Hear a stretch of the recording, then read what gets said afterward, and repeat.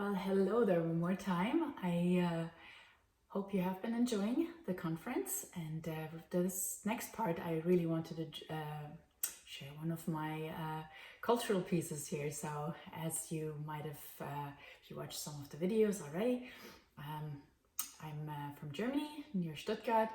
And I actually have been teaching German cooking and baking classes as a bit after dark. So that's one of the things I do besides talking about travel and being a professional commercial photographer. So I do enjoy sharing my culture.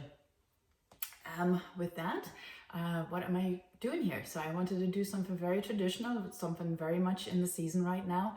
And it's, you might not be excited about this, but it's gingerbread. So yeah, I'm talking about gingerbread. So it's not, you shouldn't think about gingerbread house. It's like a hard kind of cookie thing. I'm daring you to try this recipe. First of all, it's super easy.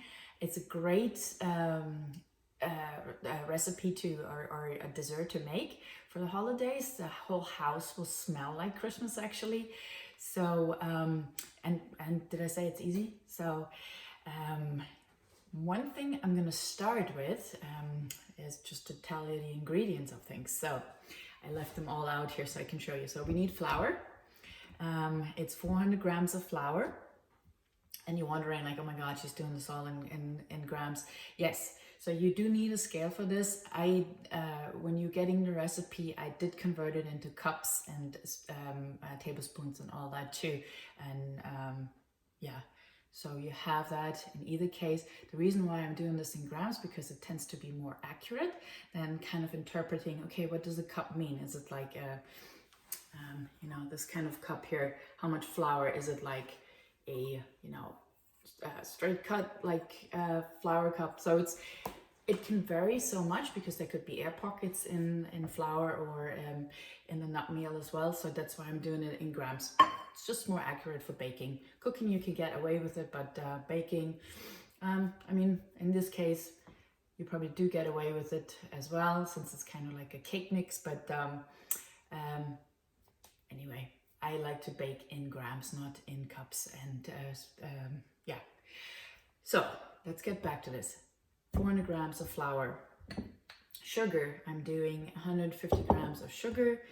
I'm doing 250 grams of almond meal, or you can do hazelnut meal as well. I get these at Trader Joe's. What kind of flour? Yes, I do gold, unbleached, all-purpose unbleached flour. Yeah, so you either get them at Trader Joe's, those nuts, or you can get them at Roach Bros or Stop and Shop has them too, like blanched almond flour, or you can do the ones you know, that are not blanched yet. Either one is really fine for this recipe. So hazelnut or almond meal.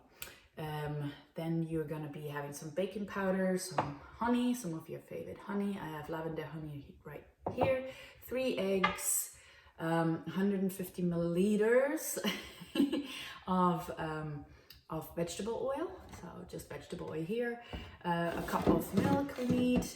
And let's see. Yes, and I'm gonna give you this recipe as well to make your own gingerbread spice.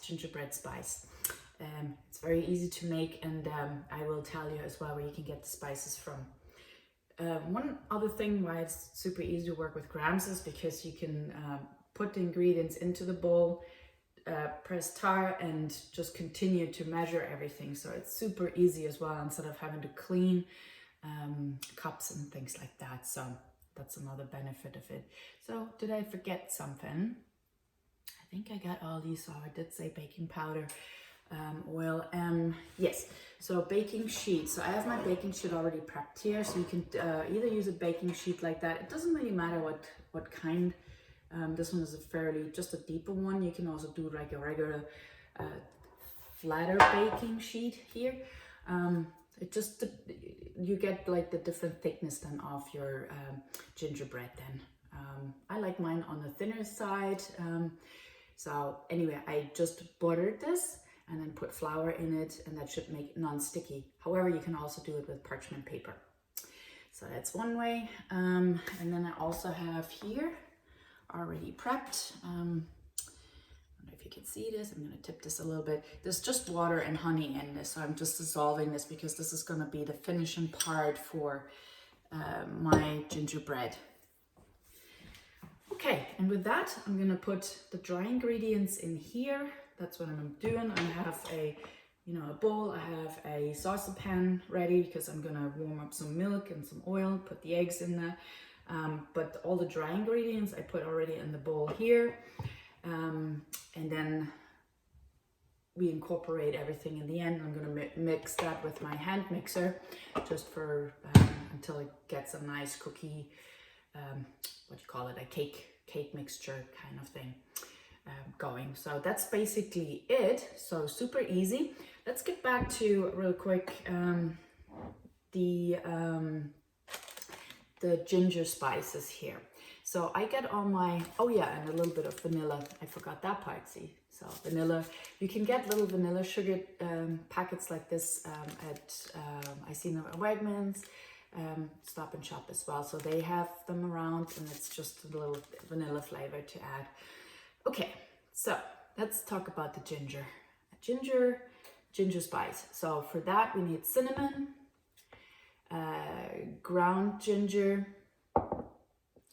There's, I mean, altogether this whole recipe has maybe 11 ingredients. With the spices, obviously it will make it more ingredients, but if you count the gingerbread spice that you make it ahead of time as one, it's really just 11 ingredients. So, but the gingerbread spice. So, and you get this anyway with the recipe too, how to make this gingerbread spice. But cinnamon, ginger, everything, ginger spice, ground cloves, coriander seeds, ground coriander seeds. We have allspice, we have ground nutmeg, and then I have here, that's cardamom. So if you're wondering, like, where do you get most of these? I'm sure you've seen these. These are all, this is McCormick. So you can get this in any store. If you need ginger, I get this one at Trader Joe's, but you can also get them in any Indian stores. Local Indian stores will have them. So, but the exact way to do this, and this is where you actually need a scale because it's all measured out in grams, but you basically just make yourself the spice ahead, and it's good then for a couple times to make this.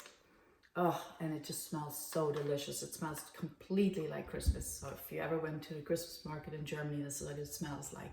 So I'm gonna get started here, get my milk warmed up, get this one incorporated, and I'm gonna just show you then how this is all going into the oven. Oh yeah, I have the oven at 400 Fahrenheit already heating up. So as I'm incorporating this, I'm gonna put it in the oven, and it takes 20 minutes to bake. So I think with cleanup and everything, it's a thing that you can do in an hour with cleanup. So super easy. But I'm gonna get started here. I hope this pre-thing was already very helpful.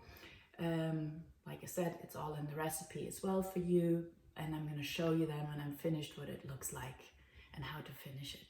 Okay?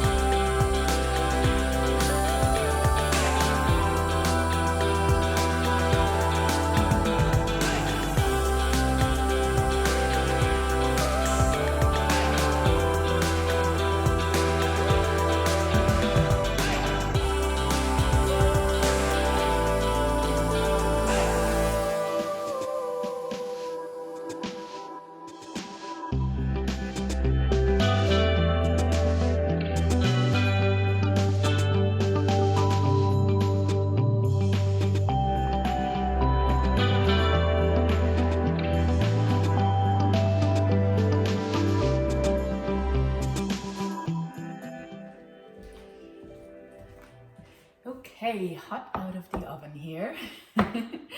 So gingerbread in the whole house smells of gingerbread now.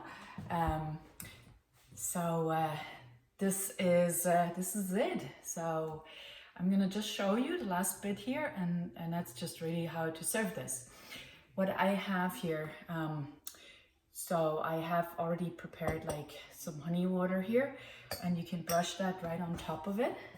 That would be one option how you can do this. And it's good to do that while the cake is still hot. So just brushing this right on there, so it gives it a nice little coat, and it dries on it because it is still warm. So that would be one. Doing that, but of course you can also just put some powdered sugar on that if you wanted to.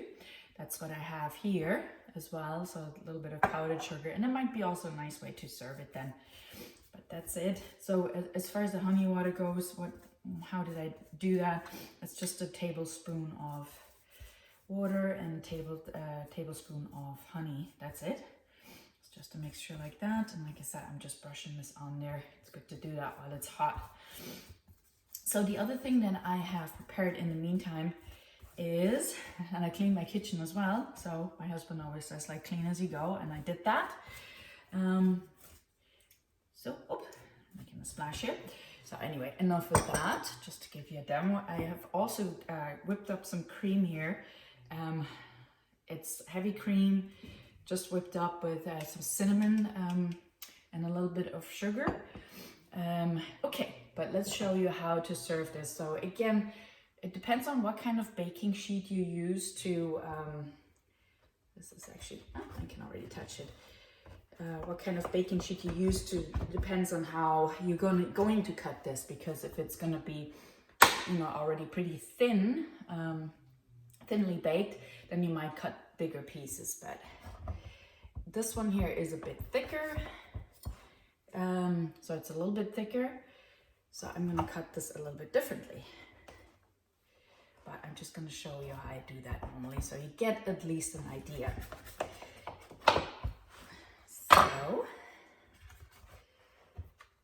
So you can see it's still nice and moist inside. That's the great part about it. So it's not a dry gingerbread. So I'm just gonna, normally I don't give the guests the corner pieces, but I guess some people like it. So let's take that out. I'm gonna do a center piece. Like so. So I'm in this case, you see it's still kind of piping hot, especially because it's coming from the center. So it's totally fine that it's still moist inside, because it is cooked through, or baked through, but you can maybe do it like this if it's on a thicker or thinner side. And then if you want to do it just with some powdered sugar, I would just do it like that. Just some powdered sugar, and you can do a dollop of cinnamon heavy cream either on top. Since it's still hot, I'm going to put it just on the side. And that is basically how you would serve this. I'm going to come a little bit closer. I'm also going to do a picture for you so you can really see how this came together. Your gingerbread dessert. I hope you enjoyed this. Again, came together super quickly, super easy. My kitchen is clean, and I'm ready to dig into this and enjoy this. And I hope with that, have a great rest of the conference. And thanks so much for stopping by and watching this. Bye. Wiedersehen.